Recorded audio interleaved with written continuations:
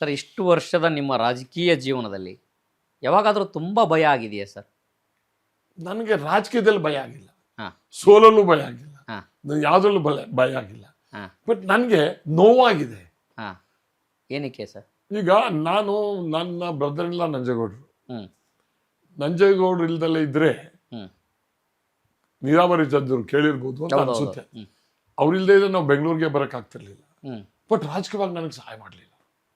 ಹ್ಞೂ ನನಗೆ ಯೂತ್ ಕಾಂಗ್ರೆಸ್ ಪ್ರೆಸಿಡೆಂಟ್ಗೆ ರಾಜೀವ್ ಗಾಂಧಿ ನನಗೆ ಲೆಟರ್ ಕಳಿಸಿದ್ರು, ಹ್ಞೂ ಕಮ್ ಅಂಡ್ ರಿಪೋರ್ಟ್ AICC ಅಂತೇಳಿ. ಅವಾಗ ಫ್ರಂಟಲ್ ಆರ್ಗನೈಸೇಷನ್ ಇವ್ರು ನನ್ನ ಬ್ರದರಿಂದ ಕೊಡಬೇಡಿ ಅಂತ ಬರ್ದ್ಬಿಟ್ರು. ನನಗೆ ಟಿಕೆಟನ್ನು ಕಾಂಗ್ರೆಸ್ ಟಿಕೆಟ್ ಸಿಕ್ಕಿದ್ದನ್ನು ಕೊಡಬೇಡಿ ನಮ್ಮ ಬ್ರದರಿಂದ ಬರ್ದ್ಬಿಟ್ರು. ಅವಾಗೆಲ್ಲ ಅದರಂತ ನೋವು ಇನ್ಯಾವುದೂ ಆಗಕ್ಕೆ ಸಾಧ್ಯ ಇಲ್ಲ. ಇವಾಗ ಅವತ್ತು ನಾನು ಯೂತ್ ಕಾಂಗ್ರೆಸ್ ಪ್ರೆಸಿಡೆಂಟ್ ಆಗಿ ಏನಕ್ಕೆ ಕೊಡಬಾರ್ದು, ಏನಕ್ಕೆ ಅನ್ನೋದನ್ನ ನಿಗೂಢ ನನಗೆ ಇನ್ನೂ. ಯಾಕೆಂದ್ರೆ ನಾನು ನಂಜೇಗೌಡರು ಕೊಟ್ಟಂತ ರೆಸ್ಪೆಕ್ಟ್ ನಾನು ತಂದೆ ಸ್ಥಾನದಲ್ಲಿ ಇಟ್ಕೊಂಡಿದ್ದೆ ನಂಜೇಗೌಡರನ್ನ. ಅವರು ಜೊತೆ ಕೂತಿದ್ದೆ ಯಾವಾಗ ಅಂದ್ರೆ ಕಾರ್ ಡ್ರೈವಿಂಗ್ ಸೀಟಲ್ಲಿ ಕಾರ್ ಓಡಿಸ್ಬೇಕಾದ್ರೆ ಪಕ್ಕದಲ್ಲಿ ಕೂತಿರೋದು ಬಿಟ್ರೆ ಡೈನಿಂಗ್ ಟೇಬಲ್ ಕೂತಿರ್ಲಿಲ್ಲ. ನಾವು ಯಾವಾಗ್ಲೂ ನಿಂತು ಅಷ್ಟು ಗೌರವ ಕೊಟ್ಕೊಂಡು.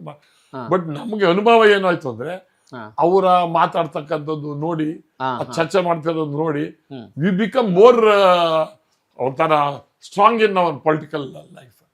ಸೊ ಅವಾಗ ಏನಪ್ಪ ನಮ್ಗೆ ನಂಜೇಗೌಡ ಇಷ್ಟೆಲ್ಲ ಇದ್ರು ನಮ್ಗೆ ಯಾರು ಪುಷ್ ಮಾಡೋರು ಇಲ್ವಲ್ಲ ಅನ್ನೋದು ಒಂದು ಭಾರಿ ನೋವಿತ್ತು. ಅವಾಗ ಏನಾಗ್ತೀವೋ ಏನು ಅಂತೇಳಿ ಆ ಡಿಸ್ಕರೇಜು ಅವೆಲ್ಲ ನನ್ನ ಶಕ್ತಿ ತುಂಬಿದ್ದು ನನ್ನ ತಾಯಿ, ನನ್ನ ಹೆಂಡತಿ, ನನ್ನ ಸ್ನೇಹಿತರು. ಏಯ್ ಯು ವಿಲ್ ಬಿ ಏನೋ ಆಗ್ತೀಯಾ, ಸೀರಿಯಸ್ ಆಗಿ ಮಾಡು ಅಂತ ಹೇಳಿ ಮಾಡಿದ್ದು. ಅದು ಸರ್ ಈಗ ನೀವು JDS ಅಲ್ಲಿ ಇದ್ದೀರಿ, ಆದ್ರೆ ನಿಮ್ಮನ್ನ ಯಾವ ಪಕ್ಷದ ನಾಯಕ ಅಂತ ಅನ್ಕೊಳ್ಬೇಕು ಸರ್? ನಾನು ಪಕ್ಷದ ನಾಯಕ ಅಲ್ಲ, ಜನರುಗಳ ನಾಯಕ ಅಲ್ಲದ ಜನರುಗಳ ಸೇವಕ.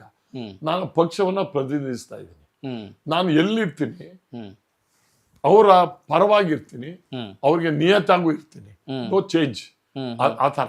ಆಮೇಲೆ ನನ್ನ ಸ್ವಭಾವ ಏನಂದ್ರೆ ಯಾರ ಪರ ಇರ್ತಾನೆ ಅವ್ರ ಪರ ಯಾವತ್ತು ಕೊನೆಯವರೆಗೂ ಇರ್ತೀನಿ, ಅವ್ರು ಬೇಡ ಅನ್ನೋವರೆಗೂ ಇರ್ತೀನಿ.